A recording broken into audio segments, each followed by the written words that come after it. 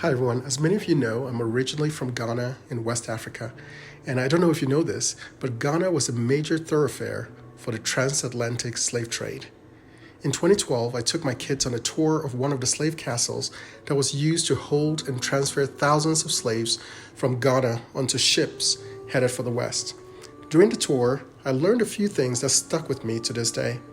First, we asked the tour guide how many guards were guarding the hundreds of slaves, many of whom were prisoners of war or strong and able-bodied men in the prime of their lives.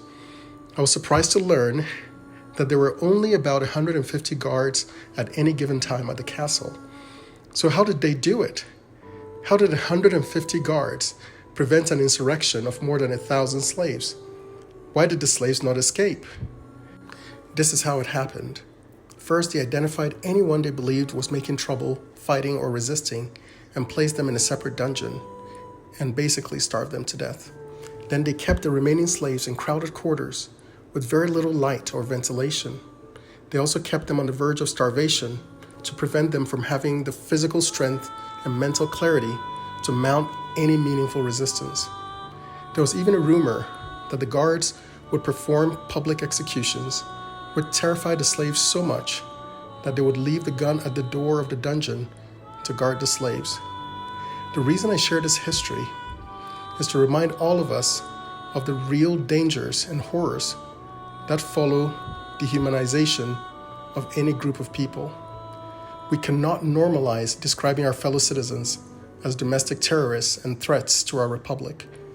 We cannot accept the dehumanizing labels the media and some politicians are trying to assign to half the country. First, they called us deplorable and irredeemable. We accepted that term. Now they're calling us ultra-MAGA, which for many people now is synonymous with evil. We must vehemently reject these incendiary labels and assert and affirm our humanity. We must not take their bait. We must not give them a reason to double down on their false narratives about us.